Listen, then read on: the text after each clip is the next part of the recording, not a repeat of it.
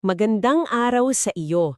Ngayon, pag-uusapan natin ang isang medyo komplikadong kaso mula sa Korte Suprema. Oo, ito yung GR number 269598, Abela laban sa Sumayod. Tama, tungkol ito sa mana, huling habilin, alam mo na yung mga usaping pampamilya na umaabot sa korte.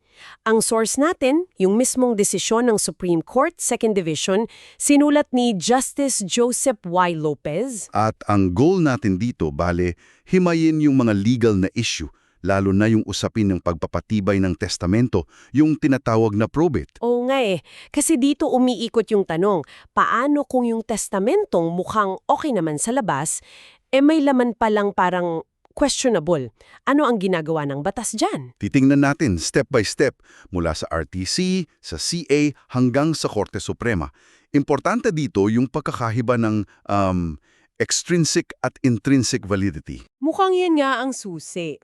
Ano ba talaga yung dalawang yan? At bakit naging, alam mo yun, critical dito sa kaso? Sige, simulan natin. Okay, paano ba nagsimula to?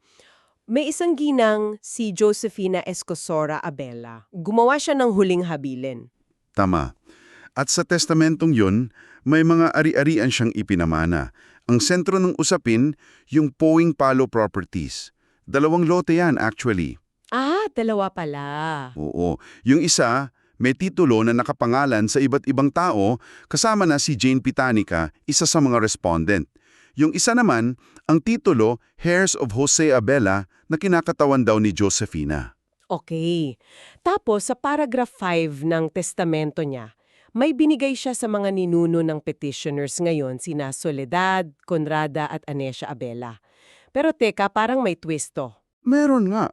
Kasi ang nakasulat, hindi lang basta parte niya ang binigay niya. Ang ipinamana niya explicitly, yung parte ni Irene Avela, Teodoro O. Abela at Leon Avela doon sa Pawing Palo Properties. Ah, parte ng iba. Oo, papunta kina Soledad, Conrada at Anisha. Yung eksaktong wording parang, the share of Irene Abela will go to Soledad Amago, ganun. Okay, malino yon. So, ano nangyari pagkatapos? Dumaan ba to sa probate? Yes, noong una dumaan sa probate sa RTC. Yung proseso para tingnan kung authentic ba yung testamento, nasunod ba yung porma, at iba pa. At nung una, pinagtibay ng RTC. So, extrinsically valid. Oo, kinilala ng korte na authentic yung dokumento, nasunod ang formalidad, may testamentary capacity si Josefina nung ginawa niya yun, at okay ang execution. Extrinsic validity check. Kasamain doon yung pag-appoint ng executor, di ba? Tama. Itinalaga si Ate Sergio Sumayod. Pero, eto pa, ayon sa records, hindi siya formal na nanumpa o tumanggap ng letters testamentary. So parang hindi talaga siya naging active executor. Ah, okay. Tapos, lumupas ang panahon? Oo, maraming taon. Hanggang 2017, nalaman ng mga petitioner, mga tagapagmana ni Soledad, Conrada, Anesia, yung tukol sa desisyon ng RTC na nagpapatibay ng testamento. At sinubukan nilang ipatupad? Oo, kay Ate Sumayod at Jane Pica na caretaker din pala at co-owner sa isang titulo. Kaso, tumanggi sila. Nalaman din ng petitioners na pinapaupahan pala yung properties. Kanino? Kina Annalisa Yu at Petron Corporation. Ah, kaya pala nag-initiate sila ng legal action. Exactly. Nag-file sila ng motion to appoint special executor and execute last will and testament sa RTC. Ang hiling-hili, palitan si Ate Sumayod, ipatupad yung paragraph 5 at patigilin yung pagbabayad ng upa kay Jane Pica. Ano naman ang sagot ni na Ate Sumayod at Jane Pica? Defensa nila, una, hindi naman daw naging executor si Ate Sumayod. Pangalawa, wala raw legal standing yung petitioners kasi hindi sila original party sa probate. Paano naman yung mga umuupa, sina Yu at Petron? Sabi nila, lessee lang sila. Wala silang interes sa away. Gusto lang nilang malaman kung kanino sila dapat magbayad. Standard na sagot ng Lesia. Okay. So, ano ngayon ang naging desisyon ng RTC sa motion na ito? Dito na pumasok yung intrinsic validity. Binasura ng RTC yung motion. Binasura. Bakit daw? Ang katwiran ng RTC, intrinsically void daw yung provision sa paragraph 5, yung paglipat ng shares ni Irene, Teodoro O. at Leon. At bakit void? Kasi hindi naman daw pag-aari ni Josefina yung specific shares na yon. Sabi ng RTC, dapat mapunta yung shares na yon sa mga tagapagmana by intestate succession, kumbaga parang walang testamento, para dun sa parteng yon. Wow! Okay.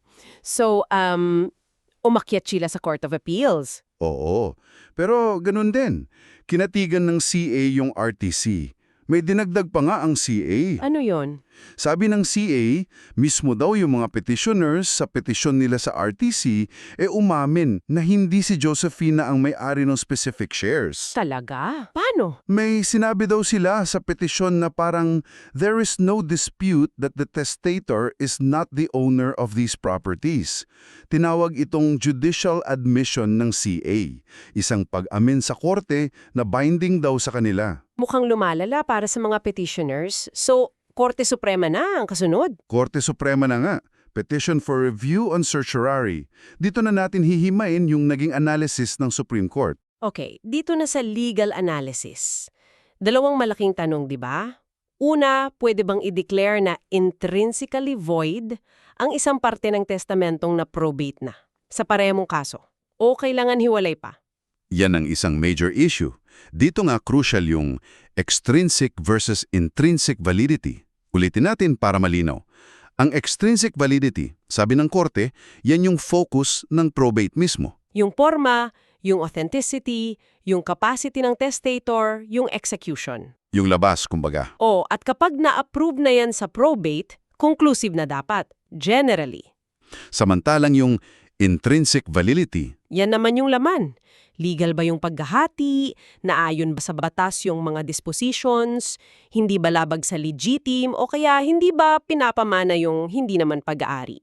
So, ano ang general rule? Extrinsic lang ba dapat sa probate? Yun ang general rule. Pero, sabi ng korte, may exceptions. May mga kaso na, like Nepomuceno v. Sile, na nagsasabing pwede nang tingnan ng probate court ang intrinsic validity kung Kung ano? practical considerations demand it. O kaya kung magiging idle ceremony lang yung probate. Kumbaga, anong saysayan na i-probate mo yung testamento kung kitang-kita naman na yung laman ay null and void? Sayang lang oras at pera. Ah, okay. At dito sa kaso, dahil ang motion ay para ipatupad na, kasama na dun yung pagsilip sa laman? Eksakto. Yun ang sabi ng Korte Suprema. Dahil execution na ang hinihingi, natural lang na tingnan ng korte kung valid ba yung ipapatupad. Hindi na kailangan ng separate action para lang sabihin na, uy teka, hindi pala pwedeng ipatupad yan kasi void yan. So mali yung argumento ng petitioners na dapat hiwalay na kaso pa. Oo. Mali raw ang pagkakaintindi nila sa Dorothea at Heirs of Fran. Ang Heirs of Fran, sabi ng korte, ang tinutukoy na bawal i-collaterally attack ay yung extrinsic validity na na-finalize na, hindi yung intrinsic. Malinaw. Ngayon, sa pangalawang issue, valid ba yung ginawang pagpamana ni Josefina ng shares ni Irene, Teodoro O. at Leon? Dito, napakadirek ng sagot ng Korte Suprema. Hindi. At ang sandigan, yung prinsipyong nemo dat quod non habet. Yung Latin Na ang ibig sabihin, hindi mo maibibigay ang hindi mo pag-aari. Simple lang, di ba? Hindi mo pwedeng ipamana yung hindi sa'yo. At paano ito kinunek sa Civil Code? Sa Article 776, ang mana daw o inheritance ay binubuo lang ng ari-arian, karapatan at obligasyon ng namatay na hindi na-extinguish ng pagkamatay niya. Kung hindi pag-aari ng namatay, hindi pwedeng maging parte ng mana niya. At malinaw daw sa testamento mismo. Oo, kasi ang ginamit ng salita ni Josefina, the share of Irene Abela, the share of Teodoro O. Abela, etc., malinaw na ina-identify niya na hindi niya sariling share yun, kundi share ng iba. Kaya hindi niya pwedeng i-dispose yun. Okay. Pero may correction ang Supreme Court sa RTC at CA, di ba? Hindi raw lahat sa paragraph 5 ay invalid. Oo, mahalaga to. Dito naman papasok yung principle of severability under Article 792 ng Civil Code. Ano yon? Sinasabi nito na porket invalid ang isang part ng testamento, hindi ibig sabihin invalid na lahat. Pwedeng tanggalin lang yung invalid na part tapos valid pa rin yung iba Unless ano? unless magkakaugnay sila at yun ang intensyon ng testator na kung wala yung isa, wala na rin dapat yung iba. Pero ang general rule, pabor ang batas sa testacy sa pagpapatupad ng testamento hanggat maaari.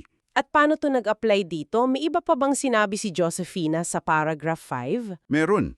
Sinabi rin niya, "My just share from the Pawing Palo properties will go to Cecilia E. Abela." Ito, iba na, sarili niyang share ang tinutukoy niya. So posibleng may sarili siyang share. Posible. Based daw sa testimonya sa probate noon, si Josefina ay isa rin sa mga tagapagmana ng original owner, si Jose Abela. So baka may sarili siyang alikot or pro indiviso share, yung hindi pa specific na hati, pero may parte siya. At yung sarili niyang parte, pwede niyang ipamana. Pwedeng-pwede. Kaya mali daw, sabi ng Korte Suprema, na i-declare na invalid lahat sa paragraph 5.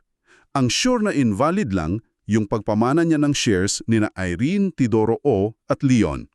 Yung sarili niyang share na pinamana kay Cecilia, posibleng valid. Pero kailangan pa ng hiwalay na usapan para malaman kung may share nga ba siya at gaano kalaki. Manabang kung may mag-aaway pa tungkol doon.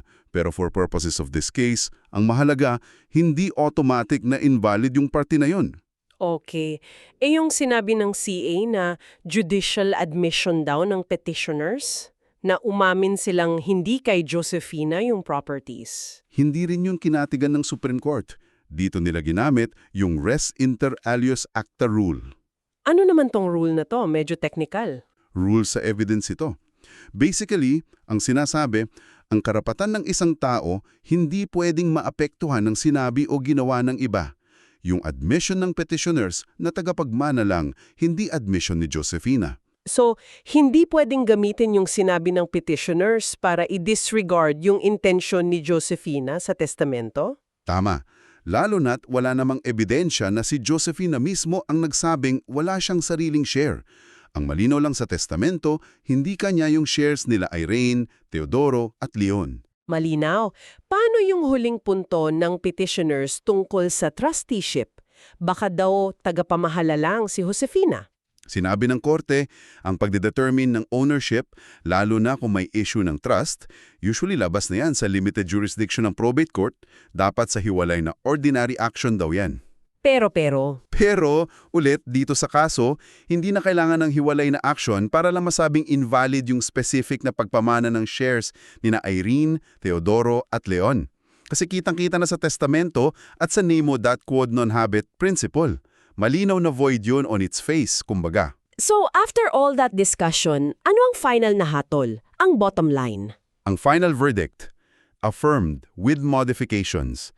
Meaning, sangayon sila sa CA at RTC na i-deny yung motion ng petitioners.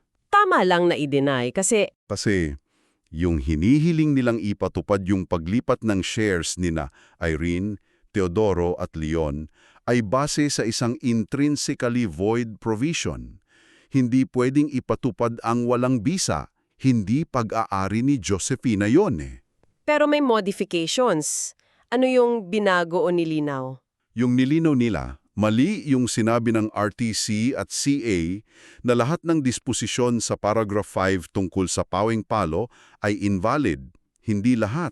Ang invalid lang ay Yung pagdidispose ng shares nina Irene, Teodoro O. Cerdi at Leon. Pero yung posibleng sariling share ni Josefina na pinamana niya kay Cecilia Abela, hindi kasama sa idineklarang invalid. Ibang usapan yon. okay, malinaw na malinaw ang pagkakapaliwanag.